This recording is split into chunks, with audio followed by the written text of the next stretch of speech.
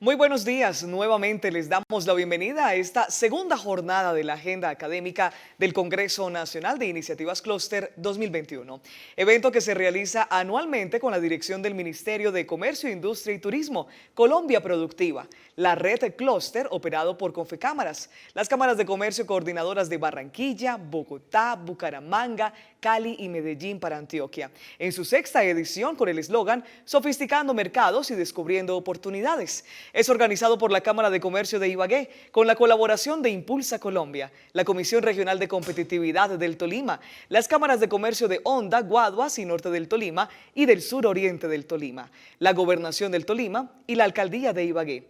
A continuación tendremos un espacio académico enfocado a temas relacionados con la reactivación económica. Por eso iniciaremos con la presentación La recuperación económica entre la pandemia y las elecciones, con nuestro invitado Mauricio Reina. Mauricio Reina es economista de la Universidad de los Andes, con máster en economía de la misma universidad y máster en relaciones internacionales de la Universidad Johns Hopkins. Actualmente es investigador asociado a Fedesarrollo, donde trabaja en las áreas de economía internacional, análisis sectoriales y economía y cultura. También es reconocido como comentarista en medios de comunicación como la revista Semana, Diario Portafolio, entre otros. Demos inicio a esta jornada académica dándole la bienvenida a nuestro invitado especial. Bienvenido, Mauricio, un saludo muy cordial desde la ciudad de Ibagué. Hola, buenos días. Muy complacido de estar con ustedes. Muchas gracias por esta invitación a participar en este Congreso Nacional de Iniciativas Clúster. Gracias a Confecámaras, gracias al Ministerio, a Impulsa, muy especialmente a la Cámara de Comercio de Ibagué, quien oficia en este momento como anfitrión virtual esta ciudad, que espero que en una próxima oportunidad nos reciba presencialmente. Sin mucho más preámbulo, a todos los demás patrocinadores, por supuesto, que son cuantiosos, muchos agradecimientos, y a todos los que nos siguen en este momento, muy buenos días. Y sin mucho más preámbulo, quiero contarles de qué vamos a hablar en los próximos minutos, que creo que sirve, o espero que sirva de contexto para las discusiones que ustedes han tenido, no solo las de hoy, sino también las de ayer. Y se refiere, como decía nuestra amable anfitriona, a la recuperación económica, un concepto que tiene detrás la característica fundamental que uno siente, sobre todo en el ámbito de los negocios, siente muy apremiantemente y muy de manera inmediata el corto plazo. Estoy reaccionando bien en las ventas, están andando bien la demanda, está funcionando bien los márgenes, se me están subiendo los costos, ¿qué está pasando con la inflación inmediata? Esas señales inmediatas se perciben muy bien por parte y de manera muy clara por parte de los negocios y por parte de los empresarios. Sin embargo, a todos nos interesa en un congreso como este tener señales acerca de lo que va a pasar más allá de mañana, de lo que va a pasar en el mediano plazo. Y el mediano plazo en un país como Colombia no es 5 años, 4 años. El mediano plazo es el año entrante, al final del año o incluso comenzando el año subsiguiente. ¿Por qué hago énfasis en esa diferencia de plazos? Porque, como vamos a ver en los próximos minutos, las señales de la economía inmediatas, actuales, son bastante favorables. Son favorables en cuanto a las cifras de crecimiento, en cuanto al optimismo de los consumidores, el optimismo de los comerciantes, el optimismo de los industriales. También son favorables en términos relativos con el resto de la región. Colombia es uno de los países que más vigorosamente se está recuperando de la pandemia, y todos esos elementos van dando señales de lo que está sucediendo en el corto plazo. Algunos de ustedes estarán en este momento diciendo, sí, pero es que hay señales muy complicadas, las señales relacionadas con la pobreza, las señales relacionadas con el problema social, etcétera, etcétera. Efectivamente, si uno se queda solo mirando el tema de la reacción de la demanda y el crecimiento de los sectores, pierde de vista que tenemos que trabajar sobre una serie de desafíos. Los desafíos que vamos a estar viendo tienen que ver con el ámbito social, el mercado laboral, que ha tenido en los últimos meses una recuperación importante, pero todavía tiene una deuda pendiente y lo que hay detrás del mercado laboral, la situación de pobreza del país, también un reto grande. Punto número uno, ese tema social. Punto número dos, el tema fiscal. Pero ¿cómo así que el tema fiscal si resulta que ya pasó el Congreso la reforma tributaria y buena parte de esa reforma tributaria la están pagando las empresas? Entonces, ¿cómo así que más tema fiscal? Pues sí, vamos a resumir en una frase lo que vamos a ver en unos minutos, y es que el próximo gobierno va a tener que hacer un esfuerzo fiscal que duplica en tamaño el que corresponde a la reforma tributaria que acaba de pasar el Congreso. Por lo tanto, hay un segundo desafío en ese sentido, que es el tema fiscal.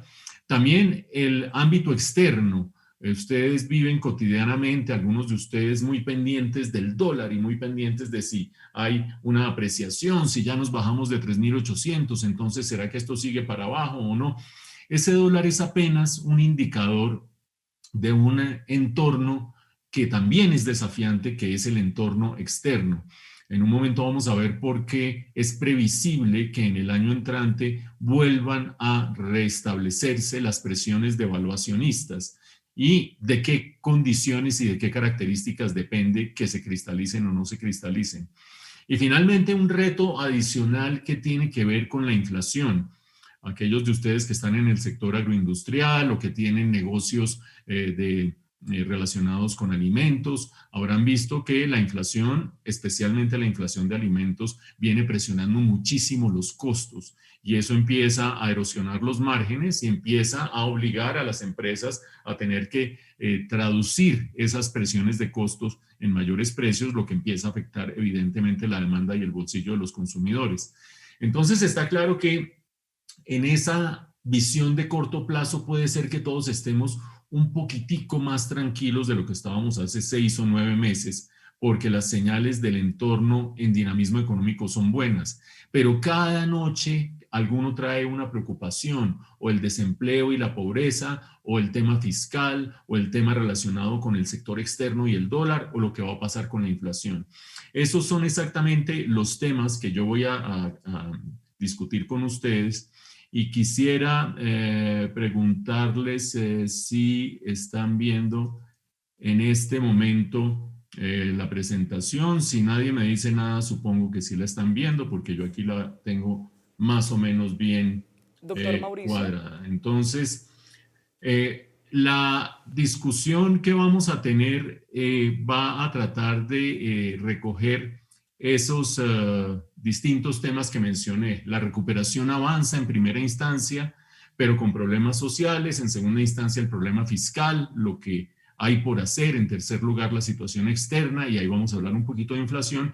Y en cuarto lugar, perspectivas. Quienes hayan recordado el título de mi presentación se refiere entre la pandemia, que es este bache grandote en el que nos hemos metido, y las elecciones, no porque vayamos a hablar aquí de encuestas y vayamos a hablar de quién tiene mayor favorabilidad o menor favorabilidad, sino porque el próximo gobierno va a tener que lidiar con los problemas que he enunciado, sociales, fiscales, externos, inflacionarios, y uno clave para todos ustedes, uno clave para todos nosotros, que es el tema de la productividad, que como vamos a ver en un momento, viene bastante quedado. Entonces, sin mucho más preámbulo, pongámosle numeritos y grafiquitas a lo que acabo de decir. No voy a decir mucho más que lo que resumí hace un momento, pero sí vale la pena mirar algunas cifras para entender de qué estamos hablando cuando digo que la recuperación va con paso firme. ¿Qué estamos viendo en este gráfico? Mucha información, y voy a tratar de simplificarla deteniéndonos solo en un par de datos. En las barras azules, que es lo más visible que hay aquí, estamos viendo el índice de seguimiento de la economía, que es una medición anticipada que hace el DANE de la evolución del Producto Interno Bruto. Ustedes ven que en la parte izquierda del gráfico se está midiendo una barra más oscura, ese es el PIB ya, el crecimiento del PIB de la economía colombiana ya consolidado, pero después en el 2020 y el 2021 estamos midiendo una cosa distinta, que es ese índice de seguimiento. A la larga termina siendo un estimador bastante cercano de lo que va a pasar con el PIB, por eso nos detenemos en él. Las barras nos muestran que abril tuvo un desempeño muy bueno, abril del 2021. Ustedes ven que está bastante alto ese desempeño. Tiene que ver con que abril del 2020 fue el mes terrible, fue el mes en que caímos en la pandemia y por lo tanto el rebote es muy grande. Después se empiezan un poco a normalizar los datos, pero mayo, que debió haber sido mucho mejor, no tiene un comportamiento tan bueno en gran medida porque tuvimos los estragos del paro, todos sabemos, no vamos a hacer historia a estas alturas, nos interesa mirar hacia adelante. Junio y julio sigue con un crecimiento importante, pero ustedes dirán, bueno, detrás de cada uno de esos meses, ¿qué puede uno ir concluyendo acerca de lo que ha venido sucediendo? Pues fíjense ustedes que si uno mira el PIB del año corrido, que es esta línea punteada gris, vamos más o menos en 9,6%, es decir, que vamos con buen dinamismo. Falta ver, por supuesto, qué pasa el tercer trimestre cuando salgan ya las cifras consolidadas y cuarto trimestre, pero por el momento el mensaje de este gráfico es que las cosas en términos agregados van bastante bien. Ahora nos vamos a comparar con otros países de la región para ver que ese apelativo de bastante bien no es gratuito. Antes de eso me interesa mostrar que las distintas actividades de la economía se están beneficiando de ese crecimiento en su gran mayoría, si no todas. Este gráfico de la izquierda es una síntesis de los distintos sectores de la economía y tiene tres colorcitos. El color de azul celeste es el segundo semestre del año 2020, cómo les iba yendo a los sectores y vean ustedes que iban cayendo la gran mayoría. Después, primer trimestre del 2021 es el azul oscuro, ya se empiezan a correr hacia la derecha los crecimientos, pero algunos todavía están rezagados. Y después, segundo trimestre del 2021 son las líneas rojas. Ya todos los sectores de la economía están teniendo crecimientos importantes. Y habrá quien diga, uy, pero ¿cómo le ha ido de bien al comercio? ¿Cómo le ha ido de bien al entretenimiento? Vean ese crecimiento rojo tan grande. Pues sí, afortunadamente sí, pero fíjense que es casi que el efecto espejo de la caída que tuvieron en el 2020. Los que más cayeron en el 2020, las líneas azules celestes, están teniendo un desempeño ahora de recuperación, de rebote más grande. Por lo tanto, no hay que guiarse tanto porque entretenimiento ahora es el sector más promisorio, por suerte se está recuperando, lo pongo como ejemplo solamente, pero sí hay que tener presente que todos los sectores se están recuperando. Y en el gráfico de la derecha, lo que vemos es que los distintos componentes de gasto, porque acuérdense que buena parte de lo que pasó con la economía colombiana el año pasado fue una restricción de gasto, en parte restricción de oferta porque se rompieron las cadenas de suministro, porque no se podían abrir los negocios, etcétera, etcétera, pero en gran medida también restricción de gasto. Entonces conviene ver si los componentes del gasto están teniendo una recuperación. Los códigos de colorcitos son los mismos. El año pasado en azul celeste se empiezan a recuperar en el azul oscuro en el primer trimestre de este año. En el segundo trimestre ya todos los componentes del gasto se están recuperando.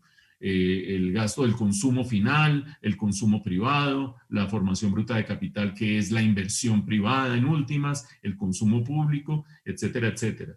Quiero llamar la atención de ustedes sobre un componente que no es de la demanda, y lo estoy marcando aquí, que son las importaciones. Todos los demás son fuentes de gasto. ¿Qué gasta el gobierno? ¿Qué gastan las familias? ¿Qué gasta el resto del mundo en forma de exportaciones? Pero no todo ese gasto se va en producción. Parte de ese gasto se va a comprar productos importados. Y vean ustedes el crecimiento tan grande que están teniendo las importaciones, que es un indicio de buena salud de la economía, pero que va a ser preocupante, y lo voy a mencionar en un momento cuando empecemos a hablar del sector externo. Cada cual que esté mirando cotidianamente el precio del dólar, la tasa de cambio, tiene que recordar este nivel de importaciones, porque este nivel de importaciones, que es un indicio de buena salud, nos está generando un descuadre externo que se va a manifestar con mayor fuerza probablemente el año entrante, y a eso volveré en un momento. Pero sigamos viendo indicadores de la buena salud de la economía. Es un evento de corto plazo que yo digo que estamos viendo con tranquilidad, con satisfacción, con optimismo. No solamente está el crecimiento del PIB que acabamos de ver y en los crecimientos sectoriales homogéneos, sino que consumidores están optimistas hacia adelante. Fíjense, este es el índice de confianza del consumidor de Fedesarrollo, donde yo trabajo parte del tiempo. Vean ustedes la caída tan grande que tuvo a raíz de la pandemia. ¿Por qué hay tres indicadores? Porque ahí está el promedio, que es el índice de confianza del consumidor, las expectativas, la línea roja, que muestra qué se espera del futuro, y la línea gris, que es el índice de condiciones económicas, casi que el componente más actual, más presente. La roja el futuro, la gris más presente y el azul el promedio. Todas se cayeron, estábamos todos al borde de una depresión o en una depresión, y no es un chiste, literalmente hay afectación de salud mental y de emocional en muchos empresarios, trabajadores, desempleados, etcétera, etcétera. Por suerte se empezó a recuperar de manera importante, se volvió a caer en medio de cierres y confinamientos de marzo, abril, pero sobre todo se volvió a caer con el paro, con las distintas bloqueos y con la sensación de zozobra institucional del mes de mayo. Fíjense ustedes la caída. La buena noticia es que se ha venido recuperando y sigue hacia arriba de manera importante. ¿Qué hay a la derecha para el que le interese? La disposición de los consumidores a comprar vivienda, que es la línea gris, a comprar bienes durables, línea roja, y a comprar vehículos. ¿Por qué ponemos esto para ilustrar? En parte porque a los distintos sectores les interesa saber cómo están el optimismo o el ánimo de los consumidores hacia esos productos, pero sobre todo porque cada uno de estos gastos significa confianza en el futuro. Yo me meto a comprar vivienda sabiendo que tengo que pagar un crédito a no sé cuántos años. Yo me meto a comprar un carro porque ahí estoy metiendo un ahorro importante y estoy pensando que tengo que pagar unas cuotas hacia adelante. Y lo mismo con bienes durables. Por eso, no basta con ver si estamos optimistas o no, sino también esa disposición a empezar a gastar. Fíjense que son indicadores que van un poquito más abajo que los de la derecha, sobre todo cuando uno se refiere al indicador rojo, de la izquierda, van un poquito más abajo porque somos más cautos, porque cuando tomamos decisiones de grandes gastos y de deudas somos un poquito más los pies en la tierra, pero todos están aumentando y eso es supremamente importante. No solamente los consumidores están más optimistas, aquí estamos entrando al ámbito de ustedes, la confianza industrial y comercial, es el gráfico de la izquierda, recuperándose de manera importante con la misma dinámica, el peor momento cuando arrancó la pandemia, un segundo peor momento en medio del paro y los bloqueos, todo eso ustedes lo ven a primera vista en las dos gráficas, pero fíjense ustedes que hay dos cosas interesantes. Uno, la gran recuperación de la confianza comercial. Es la línea roja. El último dato, el de agosto, es un récord para una medición que llevamos haciendo muchísimo tiempo, es un récord absoluto. Alguna gente dirá, bueno, pues es que el optimismo, que es más o menos razonable, cuando se compara en medio de tanta dificultad que hemos tenido, uno como que se siente mucho más optimista. Sea la razón que sea, el comercio está muy, muy optimista, afortunadamente. Más que dado está la confianza industrial, pero vean ustedes, que es la línea azul, que ha habido una recuperación también muy importante. Y aquí empecemos a hacer comparaciones con otros países de América Latina, que lo vamos a hacer en dos o tres de las variables que estamos viendo. Una es esta de la confianza industrial y comercial. Vean ustedes, la confianza industrial de Colombia es esta línea punteada que estoy siguiendo. Si ustedes ven mi punto, bueno, es la única línea punteada que hay en el panel de la derecha. Y la confianza comercial es la línea amarilla que estoy siguiendo en este momento. Y vean ustedes que si todos los indicadores de confianza de todos los países los ponemos en cero, igualados al comienzo del 2019, hoy la confianza de industriales y comerciantes de Colombia es mayor que la de los pares en Brasil, México, Chile y Perú. Y eso no es poca cosa. Estas mediciones pueden tener algún nivel de discrepancia metodológica, pero son bastante comparables y el hecho de que tengamos este nivel de confianza y optimismo es un dato muy favorable porque estamos en plena recuperación, estamos atravesando un río caudaloso, complejo, y si tenemos fuerzas e ímpetus cuando ya estamos cerca de la siguiente orilla, pues eso sin lugar a dudas es una buena noticia.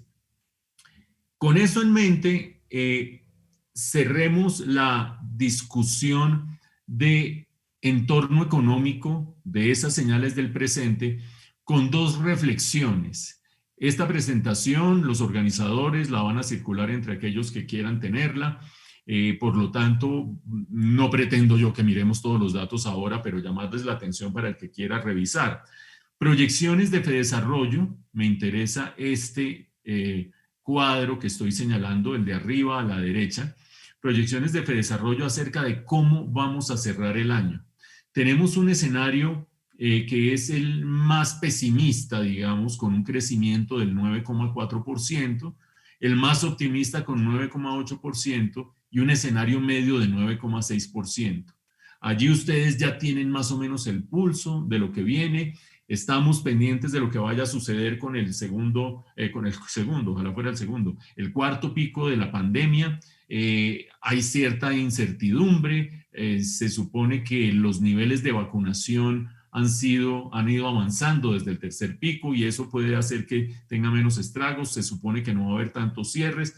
La gente está demasiado confiada. Basta ver el partido, las tribunas en el partido de Colombia contra Ecuador, mejor ver las tribunas que la cancha a estas alturas con ese resultado que nos dejó tristes, pero en las tribunas no se veía un espectáculo mejor con la gente muy despreocupada, muy desentendida de la pandemia. Eso es complejo porque viene el cuarto pico que ojalá no sea tan violento. También dicen que el Festival Vallenato arrancó muy despojado de tapabocas y eso puede ser preocupante y no son solo anécdotas, son los elementos que estamos sembrando para ver si al final del año vamos a poder cristalizar el 9.4, el 9.6 o el 9.8, todo muy sujeto a esa magnitud de los cierres.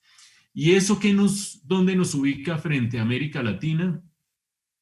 No vamos a revisar la proyección de crecimiento de cada uno, que es lo que podríamos hacer, y entonces uno diría, bueno, pero es que Perú viene creciendo muchísimo y entonces Perú va a estar mejor que Colombia, y alguien dice, no, pues es que Perú cayó mucho más que Colombia el año pasado. Entonces no nos vamos a detener en la proyección de crecimiento, pero sí vamos a hacer algo como lo que hicimos hace un momento y es igualarlos a todos en un punto, en el 2019.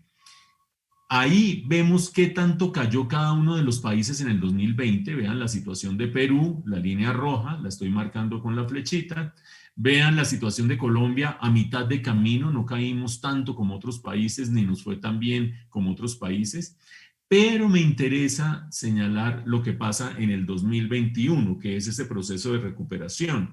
Y cuando uno hace esa igualación, llamémoslo así, prepandemia, y mira a partir de allí el desempeño de todas las economías, Colombia tendría, con nuestros cálculos y estimativos de Fedesarrollo, el segundo mejor desempeño de la región. Vean a Chile con un 104, ¿104 qué? 104 respecto a un índice de 100 en el 2019. Es decir, creciendo 4,5% frente a su dato 2019. Colombia detrásito con 102.1 y de ahí para abajo los demás países. Esto sirve para ponernos en contexto y cerrar la reflexión más optimista. Estamos más tranquilos en el corto plazo, con buen dinamismo agregado, con buen dinamismo de los distintos sectores y con buen resultado comparativo frente a lo que está pasando en otros países de la región. Ahí podría uno parar esta presentación y seguiríamos con nuestro congreso de iniciativas clusters y todos diríamos, bueno, vamos para adelante. No quiero que pierdan ese mensaje que vamos para adelante. Pero el que no mira más allá de donde está dando el paso actual se puede tropezar con la piedra que había más adelante y no la vio. De aquí en adelante son señales de alerta, como lo anticipé hace un rato. Primera señal de alerta, situación social y en concreto la del mercado laboral. Vean ustedes la dinámica del desempleo Esta es, para aquel que sea un nerdo de las cifras, le advierto, estas son cifras desestacionalizadas, no van a coincidir exactamente con el DANE, aunque son muy cercanas, y sobre todo tratan de quitarle esa estacionalidad que todos ustedes saben que tiene el año completo, que tiene una caída en actividad a comienzo del año, un dinamismo al final del año. Tratamos de desestacionalizar para evitar esas impresiones que son puramente cíclicas. Sin más carreta metodológica, vean la recuperación importante que ha habido del desempleo, ha ido cayendo, cayendo, cayendo, pero vean que estamos por encima de los niveles prepandemia. Prepandemia estábamos en 9, en 10, en 11, en 10 y ahora estamos en 12,6%. Un mercado laboral que se ha podido ir recuperando, que nos ha dado buenas noticias en los últimos 3 meses, pero que sigue estando por encima del nivel prepandemia, el desempleo. ¿Qué quiere decir esto en términos de gente ocupada o gente desocupada? Y en concreto me interesa concentrarme en la gente ocupada, la gente que tiene empleo. Vean los niveles de ocupación de la economía colombiana en millones de personas. Para entendernos, los porcentajes a veces ocultan un poco la aproximación a la realidad más directa. Teníamos antes de la pandemia alrededor de 22 millones de personas, 22,7 o 22,1, empleadas en Colombia. El primer totazo, el primer golpe, en marzo de 2020, la cifra más horrorosa, marzo-abril, en realidad, 16 millones y medio. ¿Qué quiere decir esto? Que se perdieron más de 5 millones de empleos, 5 millones de personas desocupadas de la noche a la mañana. Y, por supuesto, no es absurdo relacionar esto con una cantidad de complejidades que se empezaron a generar ahí. El problema de la inseguridad, el problema de los paros, la manifestación, la inconformidad, etcétera, etcétera. Cosas tan obvias que no voy a detenerme en eso, pero que voy a recuperar cuando hablemos del año entrante. Y vean ustedes cómo se ha ido recuperando el número de ocupados, va aumentando, va aumentando, va aumentando, y ya estamos en 21,7, 21.700.000 personas. Muy buena noticia. Se han recuperado 5 millones gruesos de empleos y eso es bueno para la economía. Con dos advertencias. Todavía hay 400.000 desempleados respecto a la cifra de empleo que teníamos antes de la pandemia. Alguno dirá, bueno, 400.000 frente a los casi 6 millones de empleos que se perdieron no es mucho. Otro dirá 400.000 desempleados es un problema social muy serio y es un problema que alimenta muchas dificultades desde el punto de vista de seguridad, de bienestar, de solidaridad y también desde el punto de vista preelectoral. Es un dato que no se puede soslayar. Pero lo segundo que vale la pena señalar es que la calidad de los empleos no es la misma que había previamente. Mucha gente está empleada, pero no está empleada con el mismo ingreso que tenía antes o con la misma intensidad que tenía antes o trabaja las mismas horas que tenía antes. Eso no se puede perder de vista cuando vemos esto.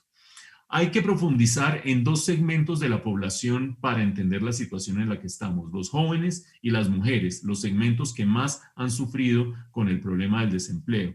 Y empecemos por los jóvenes. Vean ustedes una vez más la tasa de desempleo total de la economía, línea azul oscura, la acabamos de ver, la acabamos de analizar, pero la línea azul celeste, la línea azul clara es el desempleo juvenil. Y sobre el desempleo juvenil hay que decir dos cosas. La primera, estructuralmente ha sido mayor que el desempleo nacional.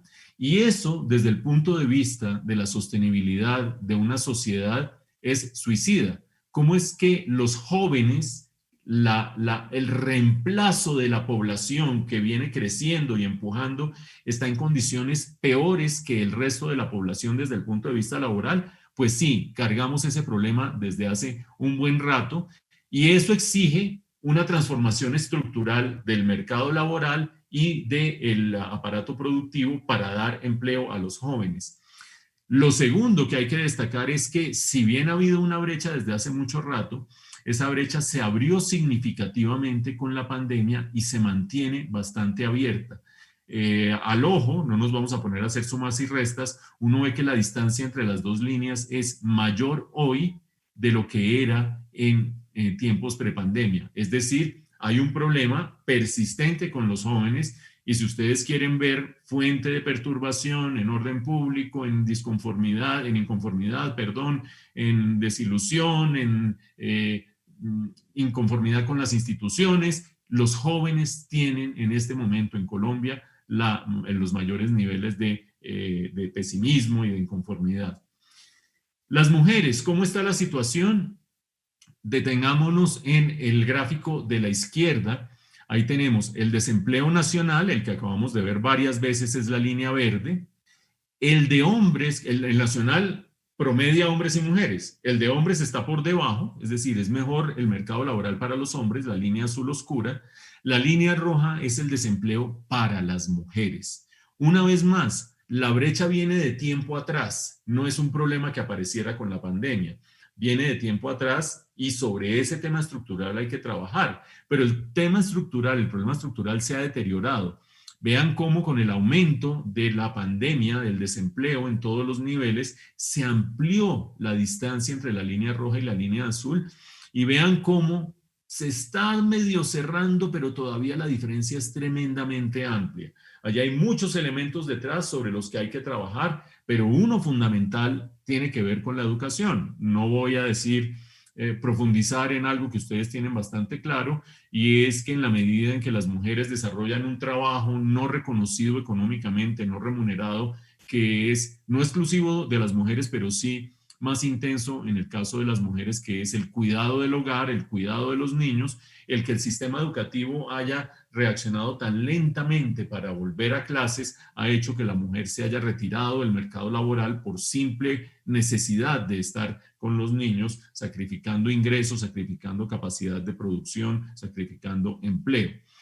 La línea de la derecha lo que muestra es la brecha, la distancia entre la línea roja y la línea azul, que al ojo uno la ve claramente, pero que se ve mucho más precisamente en el caso de la línea de la derecha, que es la que muestra esa brecha. Y fíjense que si bien estamos mejorando frente al pico de la pandemia entre la diferencia de empleo mujeres y hombres, todavía la brecha es alta.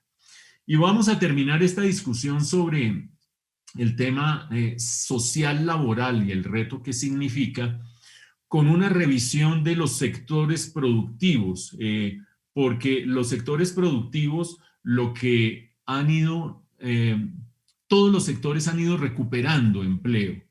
¿Qué hay en este gráfico? Hay el puntico rojo, bueno, hay en primer lugar una inmensa cantidad de sectores de la economía, una desagregación de la economía. El puntico rojo es el número de ocupados en la época de la pandemia, año 2020. El puntico azul es el número de ocupados por sector entre junio y agosto de 2021, la cifra más reciente. Y el punto de comparación es este 100, esta línea vertical que separa el bloque gris del bloque blanco, que es el dato que teníamos en 2019. ¿Cómo se lee esta jeringonza? Por ejemplo, en el total nacional, en 2019 estábamos por definición en este punto que estoy marcando con la flechita, con el cursor. ¿Qué pasó en 2020? Nos fuimos para atrás, para abajo en el número de empleos. En 2021 hemos recuperado hacia adelante hasta la línea, hasta el punto azul. Ahora eso visto por sectores, ¿qué quiere decir? Que todos los sectores se han recuperado, con excepción de dos, que esto es bastante significativo. Uno, industrias manufactureras. Industrias manufactureras cayó del 2019 al 2020 y del 2020, perdón que se me fue aquí voy para adelante y voy para adelante. En industria manufacturera se cayó el empleo entre 2019 y 2020, pero cayó más en 2021. Muy preocupante. Y algo similar sucede con explotación de minas y canteras. Algo muy preocupante teniendo en cuenta que estamos en una bonanza de commodities internacionales, precios del petróleo récord, precios del carbón récord, una crisis casi que de características globales de crisis energética, y nosotros no hemos podido aprovechar plenamente esa recuperación del sector minero energético. Esa es otra discusión, pero la dejo ahí planteada porque es una de las oportunidades perdidas. Vuelvo a nuestra discusión, todos los sectores recuperándose y solo pocos han tenido ya un nivel de empleo mayor que el de antes de la pandemia. Agricultura, ganadería, caza y silvicultura un poquito, actividades profesionales un poquito, e información y comunicaciones. Todos los demás, aunque se recuperan, todavía están en un nivel que es inferior al de antes de la pandemia. Eso nos pinta de manera bastante elocuente el panorama del mercado laboral. Y de aquí para adelante, ¿qué sigue? Pues si la economía se sigue recuperando, el desempleo sigue reduciéndose, qué buena noticia. Acuérdense que los niveles prepandemia eran de más o menos el 11, el 10, es decir, que nos vamos a demorar un rato importante en volver a los niveles de antes de pandemia, pero seguimos avanzando. Y lo que sí es muy significativo es que la pobreza, que es el resultado de ese totazo del mercado laboral, se subió el año pasado a 43% de los colombianos y el pronóstico para el cierre de 2021 es 40%. ¡Qué bueno! Tenemos un avance muy significativo. Sí, pero vean los niveles tan altos que representa el 40% frente a lo que habíamos logrado durante casi toda la década pasada. Es decir, ahí hay un tema muy importante para tener presente. No se asusten cuando vean esta tabla de contenido porque el grueso de los slides y de la información estaba en ese primer título. Pero sigamos con los retos que mencioné el reto social y del mercado laboral, mencioné el reto fiscal, el reto externo. Por eso vamos a hablar del tema fiscal en este momento. Y aquí vale la pena destacar dos cosas. Todos los países se descuadraron con la pandemia desde el punto de vista fiscal. ¿Por qué? Porque los gobiernos tuvieron que entrar a hacer mucho gasto para no solamente atender el frente de salud, sino atender el frente social. Pero como diría Plaza Sésamo, o decía Plaza Sésamo, una de estas cosas no es como las otras. Colombia ha tenido un deterioro fiscal mayor que sus vecinos. ¿Dónde se ve eso? Pues primero, el déficit fiscal del gobierno nacional, vean ustedes en 2020, 7,8%, no se confundan, este 7,8 está encima del 2020, pero el 2020 no está ahí para no atiborrarnos de números, y el 2021, 8,6% este año. Primero, eso es grandotote comparado con lo que traíamos, casi que se triplica, o efectivamente se triplica los déficits que traíamos. Pero segundo, y esto es muy importante, Colombia es el único país grande de la región que no mejoró su posición fiscal en el 2021, sino que la siguió deteriorando. Vean que todos los demás tienen un cambio positivo. Brasil tuvo una caída, un deterioro muy grande del déficit fiscal en el 2020, pero se empezó a recuperar en el 21. Chile lo mismo, Ecuador lo mismo. Todos se empiezan a recuperar en el 21, nosotros seguimos en franco deterioro en el 21. Sabemos que ya el Congreso pasó una reforma tributaria, que es la Ley de Inversión Social. Ustedes a estas alturas saben más que yo de esa reforma tributaria porque los afecta de manera directa. El sector privado está poniendo el grueso, los empresarios, más bien las empresas, están poniendo el grueso de los ingresos adicionales de esa reforma tributaria. El que quiera detenerse y devolverse a ver de dónde es que vienen los distintos ingresos, en qué es que se va a gastar más, pues aquí le queda el cuadrito.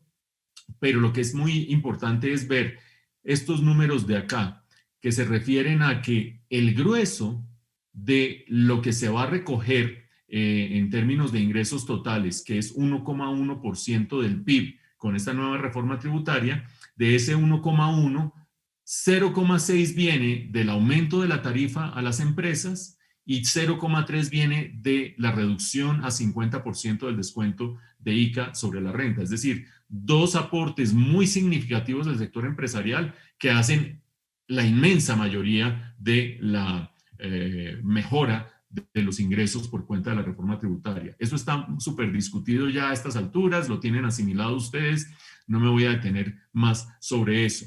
Me interesa mucho más mirar hacia adelante el gran desafío que hay.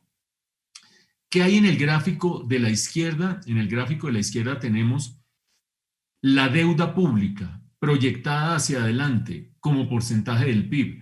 ¿Por qué la deuda pública? Porque ese es el indicador que más le interesa a uno para ver la sostenibilidad de las finanzas públicas.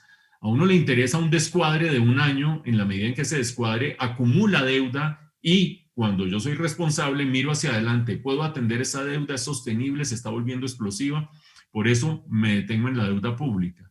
La línea azul oscura son las metas de la nueva regla fiscal. La regla fiscal es un mecanismo institucional que establece cuáles son las metas que se deben alcanzar para garantizar la sostenibilidad de las finanzas públicas.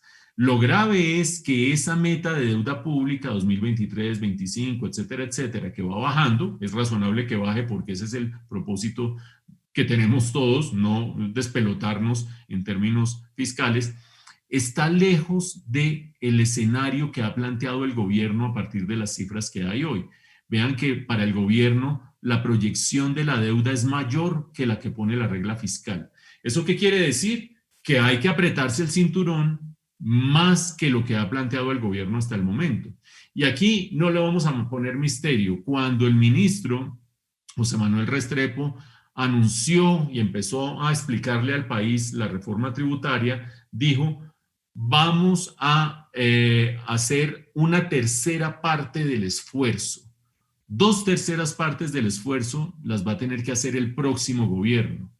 Dicho de otra manera, el apretón de cinturón desde el punto de vista de finanzas públicas que viene para el próximo gobierno va a ser mucho más grande que el que hemos tenido en este año, que ha sido inmenso desde el punto de vista de las cifras históricas. Y eso vale la pena irlo anotando, porque así como el próximo gobierno va a tener que lidiar con una pobreza del 40% y va a tener que lidiar con este ajuste fiscal, va a tener que lidiar con otros problemas, esa capacidad del gobierno y de los actuales candidatos de encarar estos temas, que son los temas preocupantes hacia adelante, es una prueba de fuego para que uno sepa si vamos por buen camino hacia las elecciones o vamos por el camino de el populismo y la demagogia. Ojo con este tema fiscal, es un inmenso reto para el próximo gobierno. Otro reto que tenemos para el próximo gobierno, la situación externa. Insisto que muchos de ustedes que usan insumos importados, venden productos que compiten con importados, etcétera, etcétera, madrugan a ver qué pasó con el dólar. Y el dólar es apenas el indicio más visible de lo que está pasando con el sector externo. Por ahora, la situación del dólar está como en una especie de calma chicha. ¿A qué me refiero? A esta línea roja que vemos aquí.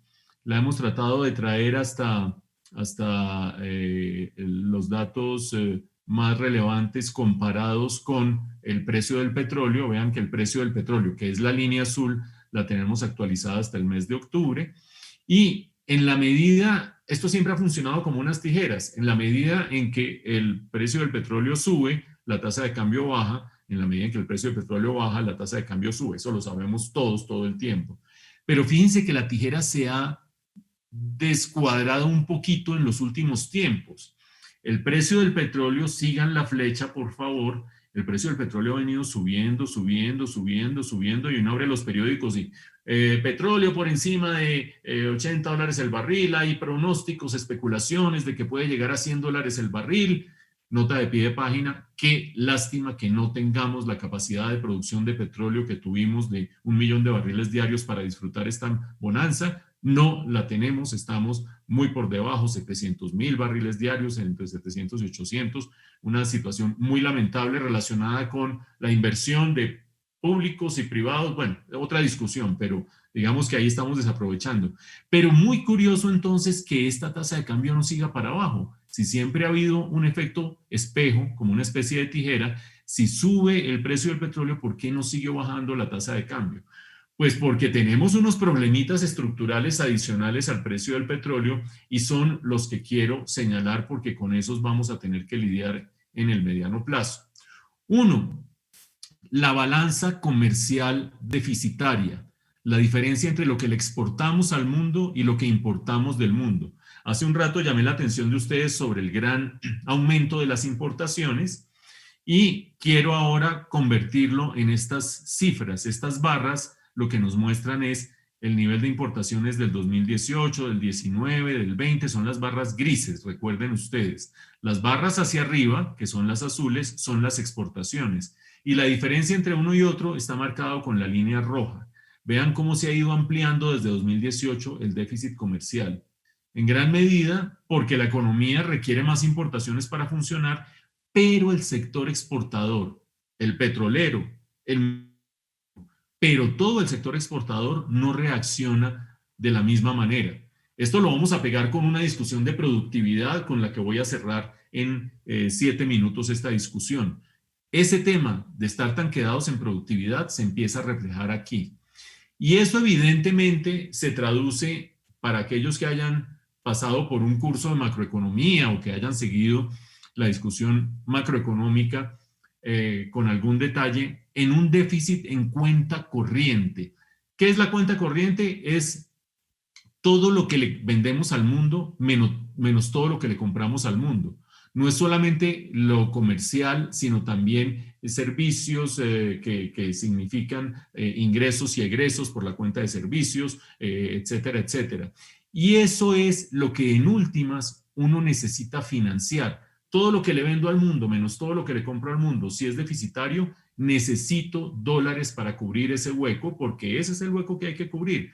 Y vean ustedes que la cuenta corriente se va deteriorando. Vean ustedes el dato, lo estoy marcando con el cursor, 2020 a 2021, se nos va abriendo el hueco externo. 2020 a 2021 se nos va abriendo el hueco externo. Entonces somos una economía que todo el mundo se levanta a ver el dólar y estamos parados en una calma chicha porque ha bajado de 3.800 a 3.700 y piquito y qué sé yo, pero en el fondo el hueco estructural persiste y se va ampliando. Y eso hace que comparados con el resto de la región, nosotros hayamos visto que el índice de tasa de cambio de Colombia, que es esta línea amarilla, se ubique a mitad del lote. Vean ustedes que la devaluación en México no ha sido tan grande. Incluso Brasil, que tiene bastantes problemas de déficit fiscal, expectativa de elecciones, etcétera, etcétera, no ha sido tan grande. Vean que Colombia, a pesar de la revaluación más reciente, está ahí a mitad del lote. Chile ha tenido gran devaluación, ni hablar de la devaluación en Argentina, que tiene una macroeconomía absolutamente insostenible de cara a las elecciones que vienen. ¿Por qué no ha sido mayor el deterioro de la tasa de cambio si lo que vemos es un gran hueco frente al resto del mundo? Porque están entrando unos recursos de aquí al final del año, que son unos recursos importantes para mantener la tasa de cambio en este rango, 3.700 a 3.850. Quizás nos encontremos con unos días inferiores a 3.700, pero esos recursos que están entrando no son permanentes. Uno, la deuda que asumió Ecopetrol para poder comprar un porcentaje mayoritario de ISA. Esa deuda se va a ir entrando a la economía gradualmente, paulatinamente, pero tiene un componente de crédito externo muy significativo, esa transacción.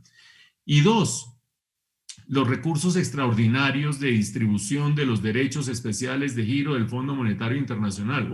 Eso es un rompecabezas, eso es un trabalenguas prácticamente. El Fondo Monetario lo que hizo fue entregarles a todos los países miembros del Fondo Monetario una plata adicional a causa de la pandemia, para poder manejar la pandemia. Y se los entregó a los bancos centrales de cada país. Y los bancos centrales pueden hacer con esos recursos lo que decidan hacer los bancos centrales. Incluso poder eventualmente comprar deuda del gobierno, como ha sido el caso de Colombia, para ayudar a darle liquidez y financiar el déficit del gobierno. Esa operación, ¿cuánto significa? 2.790 millones de dólares que entran una sola vez y entran gradualmente durante este tiempo, el gobierno los va a ir trayendo, y esos dos ingresos, el crédito de Ecopetrol y los recursos del gobierno, son los que están manteniendo la tasa de cambio por ahí en 3.700 o qué sé yo. Pero recuerden ustedes, de ahí en adelante vienen problemas más difíciles para la tasa de cambio, porque vamos a estar enfrentando ese déficit de cuenta corriente, esa necesidad creciente de financiación que acabamos de ver. Y el último tema, para ir rematando, la inflación. Ahí la vamos sintiendo, ustedes la están sintiendo en presión de costos, en presión de ciertos precios de productos, etcétera, etcétera. Pero evidentemente cuando uno ve la evolución de la gráfica se da cuenta que esto empieza a ser un problema preocupante. Vean cómo de marzo a septiembre la inflación se ha pegado una trepada, estaba por debajo del rango meta del Banco de la República, lo que el Banco de la República quiere que sea la meta de inflación, que es esta barra azul celeste, estaba por debajo y en cuestión de 6 meses se fue por encima, ya se desbordó. Vean ustedes que en eso los alimentos han jugado un papel muy importante, es el que más ha jalonado la inflación, y eso evidentemente se va a traducir en que vamos a seguir subiendo tasas de interés. Ya hubo la primera subida de tasas de interés por parte del banco, muy probablemente esto se vaya a ir a final de año a un aumento de 50 puntos básicos o 0,5% más de aumento de la tasa de interés por parte del Banco de la República, y con todo y eso vamos a cerrar el año con una inflación cercana al 5% y con preocupaciones acerca de lo que viene. No vamos a entrar aquí a discutir algo que va a ser muy interesante y preocupante, y es que la crisis energética mundial puede traer más presiones inflacionarias y eso haría que se sigan subiendo más las tasas de interés, cosa que apretaría las circunstancias para la recuperación. Termino con una reflexión sobre el año entrante. El título decía la recuperación entre la pandemia y las elecciones, y el propósito no era hablar de las campañas y las encuestas y me gusta esto, me gusta el otro, sino destacar algo que dije al comienzo de esta charla. Los indicadores en este momento, en este 15 de octubre, van bastante bien en términos de recuperación sectorial, general, capacidad de gasto, optimismo, etcétera, etcétera. Pero el que no mira un poquito más allá se puede tropezar con la piedra. Y lo que va a enfrentar el próximo gobierno, sea del color que sea, son estos temas, varios de ellos ya sintetizados en esta presentación. El primero, la reversión del entorno económico mundial. ¿Qué es eso tan pomposo? Eso tan pomposo lo que quiere decir es, desde que se inició la pandemia, año 2020, y hasta hoy, año 2021, la Reserva Federal, el Banco de la República, por decirlo así, de Estados Unidos, y el Banco Central Europeo, y en general, todas las economías desarrolladas le han metido mucha plata a la economía. ¿Para qué? Para tratar de recuperarla frente a la pandemia. Estamos en ese momento de gran liquidez internacional. Esa liquidez hace que los créditos externos sean relativamente baratos, que lleguen fondos de portafolio a Colombia, que se interesen por meter deuda aquí, comprar la deuda del gobierno, etcétera, etcétera. Pero a partir del año entrante vamos a ver la reversión de esa situación. ¿Por qué? Porque ya hay presiones inflacionarias por todas partes. Y mientras esas presiones inflacionarias crezcan más, se va a empezar a recoger ese exceso de plata, ese exceso de dólares, de euros, de yens, etcétera, etcétera. Y esa recogida de plata va a cambiar las condiciones para países que necesitan liquidez. ¿Quién necesita liquidez? El que tiene un gran descuadre.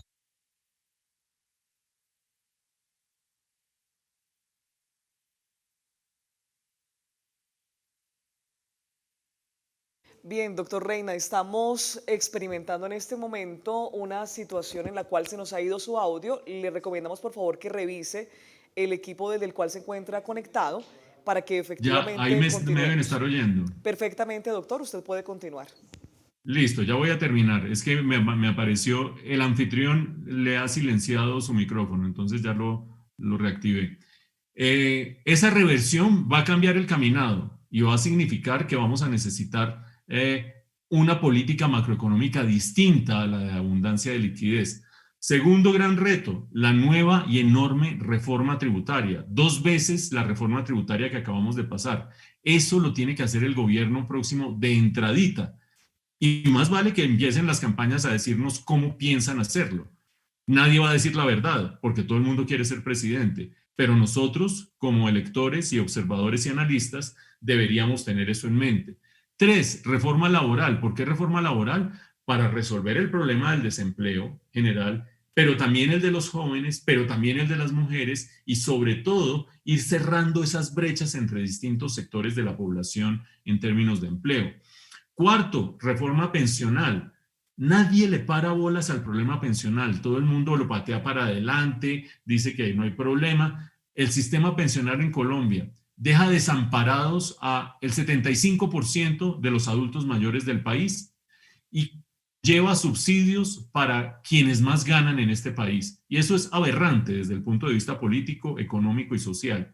Y finalmente, y aquí ya termino yo, la discusión sobre productividad, que es muy relevante para todos ustedes y para las sesiones de estos 2 días, porque uno habla del entorno económico, de la inflación, de qué sé yo, la tasa de interés, y resulta que cuando nos metemos en clústeres, nos metemos en productividad, nos metemos en estas discusiones, nos encontramos con unas cifras de productividad aterradoramente malas. Gráfico de la izquierda, productividad total de los factores, una medición macroeconómica de la productividad.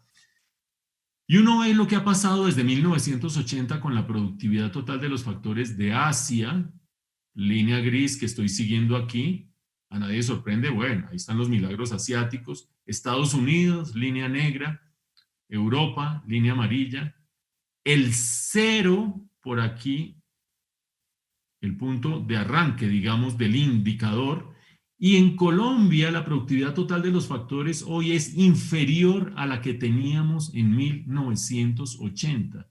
Ha habido retrocesos desde la perspectiva de la productividad total de los factores. Alguno dirá, bueno, démonos palmaditas en la espalda porque otros países latinoamericanos, este LAC 5, quiere decir las principales 5 economías de América Latina, están peor que nosotros. Bueno, sí, pues miremos lo que está pasando en Brasil, lo que está pasando en México, lo que está pasando en Argentina y creo que no nos deberíamos dar palmaditas en la espalda. Y el último indicador, que es el de la derecha, es productividad laboral. Una vez más, no voy a hacer el recorrido de todos, pero ahí están Estados Unidos, Europa, Asia, los principales países latinoamericanos y Colombia. Nosotros, si no le paramos bolas a la productividad, que es como el tema más estructural de todo lo que acabamos de discutir, todos estos elementos de entorno económico nos sirven para no estrellarnos, pero no para andar idóneamente hacia una sociedad y una economía próspera que nos ayude a todos. Con eso termino y le digo a nuestra amable anfitriona que quedo a su disposición para salir de esta presentación y para despedirme o para ver si hay alguna inquietud adicional.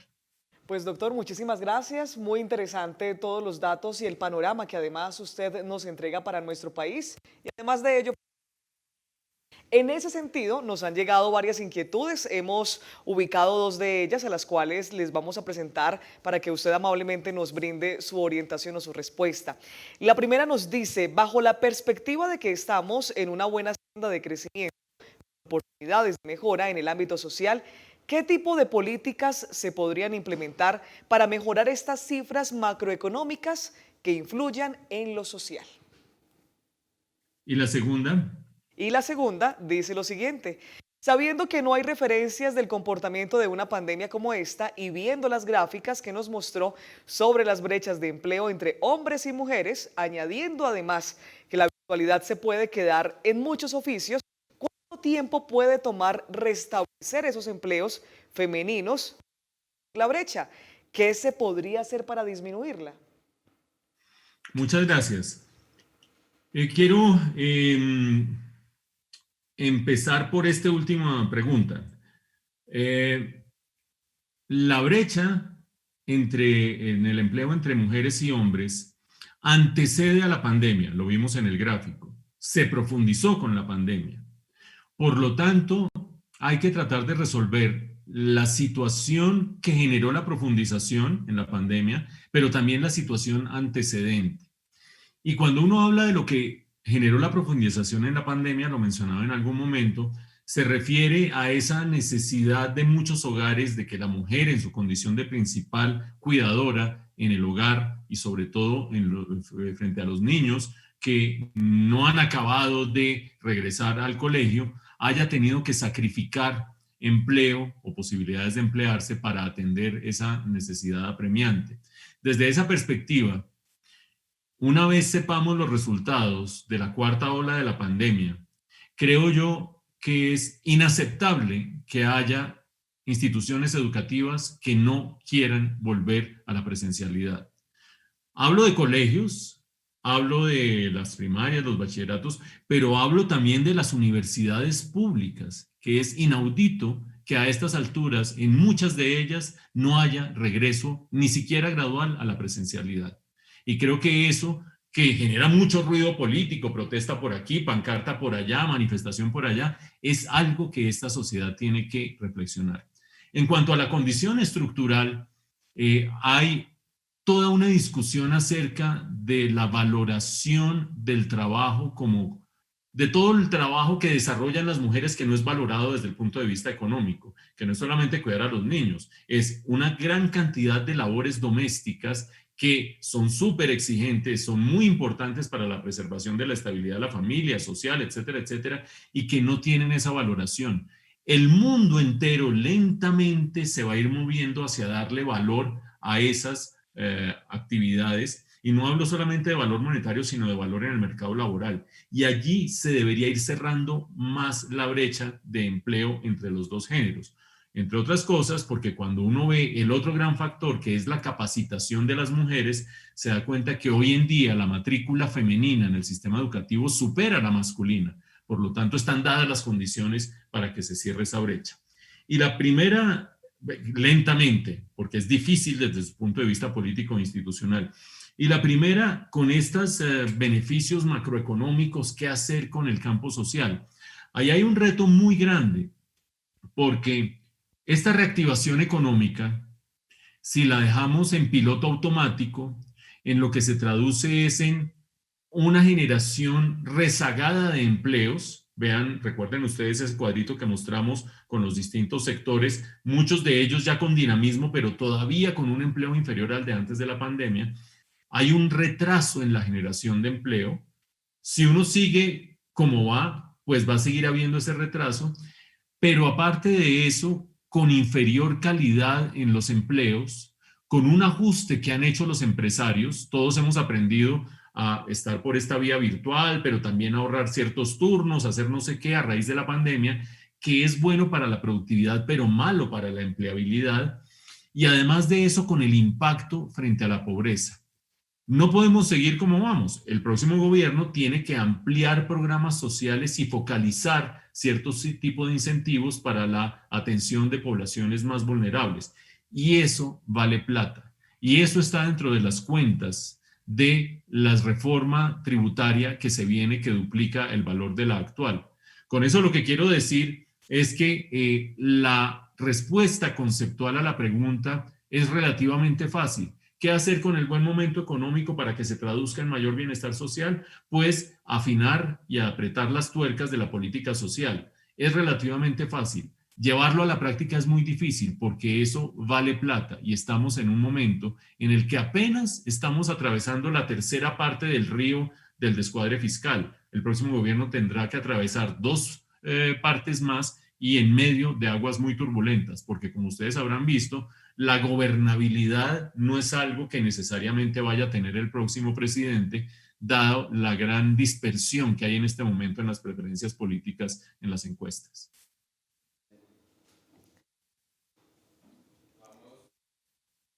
Bien, doctor Mauricio, muchísimas gracias por esas respuestas y por todos los comentarios que además nos ha puesto en contexto a los colombianos y a los empresarios, que son finalmente los que están participando de esta serie de congresos muy académicos, entre otras cosas, y también con grandes reflexiones para tomar en cuenta para el próximo año. Muy amable, muchas gracias. Muchas gracias a usted y gracias a todos y un saludo y que tengan buen resto de jornada. Muchísimas gracias al doctor Reina por su presentación.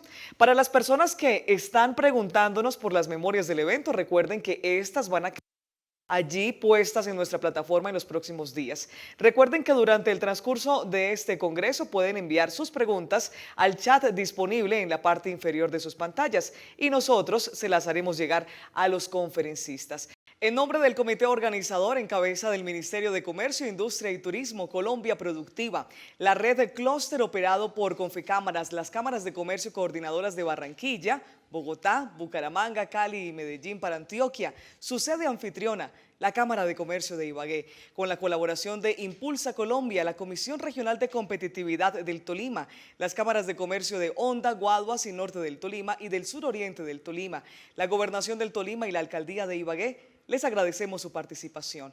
Le damos un especial agradecimiento a todo el comité organizador, a los equipos de comunicaciones del comité organizador, al equipo de competitividad, de comunicaciones y de contrataciones de la Cámara de Comercio de Ibagué. Un agradecimiento muy especial a la familia Cámara de Comercio de la Ciudad Musical y al personal técnico de Thunder Light, operador de la plataforma virtual. Feliz tarde para todos y los esperamos en la 7ª edición desde la ciudad de Medellín. Se despide de ustedes Liliana Acosta Puentes. Hasta pronto.